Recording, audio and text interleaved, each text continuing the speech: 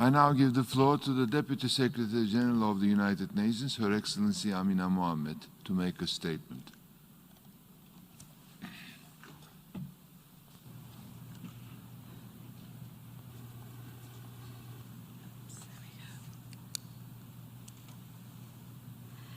Excellencies, distinguished delegates, I'd like to thank the President of the General Assembly for convening this special session and for ensuring that the General Assembly fulfills its role as the global town hall of our global village.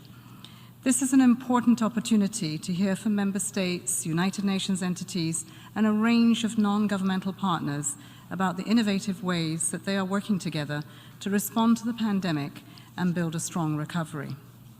Today, UN principals will share updates on what we have achieved together with member states right across our different pillars of work and in very diverse country contexts, what is needed to ensure access to vaccines, tests, and treatment for all, to meet ongoing humanitarian needs, and to support a recovery that will reignite the decade of action to deliver on the SDGs.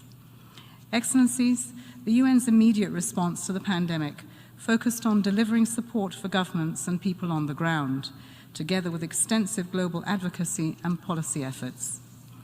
Our strategy has three complementary tracks: supporting the continued delivery of health services, responding to humanitarian needs, and supporting national governments with their emergency socio-economic response and recovery efforts.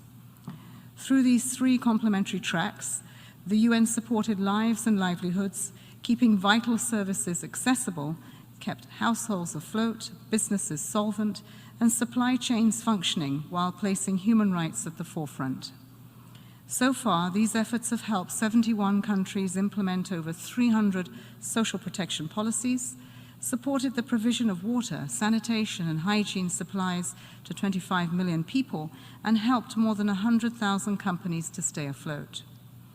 This was made possible through the enabling environment created by governments and the commitment of our staff on the front lines, the support we received from partners, and the new arrangements in place in a strengthened UN development system, and I commend everyone that has been involved.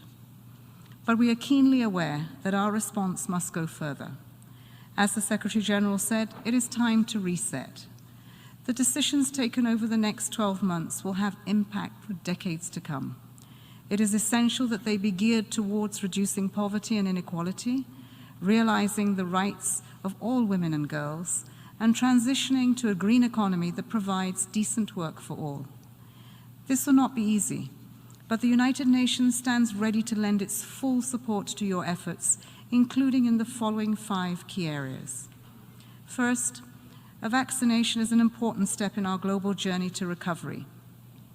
We are doing everything possible to mobilize the $28 billion needed for the ACT Accelerator and its COVAX facility.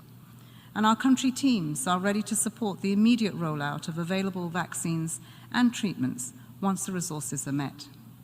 Second, building off the analysis and the preparations under the socio-economic framework of the United Nations, the long-awaited finance response to stimulus packages, UN country teams are standing by to support governments in operationalizing inclusive and sustainable recovery plans.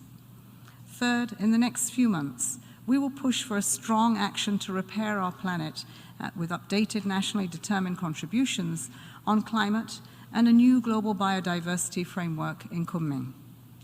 Fourth, we are bringing stakeholders together in 2021 to seek solutions in areas from food systems to education, gender equality to oceans, energy to digital connectivity, and transportation. Finally, we will strengthen our efforts to mobilize greater resources for countries and people in greatest need, based on the policy options that have emerged from the Initiative on Financing for Development in the era of COVID-19 and beyond.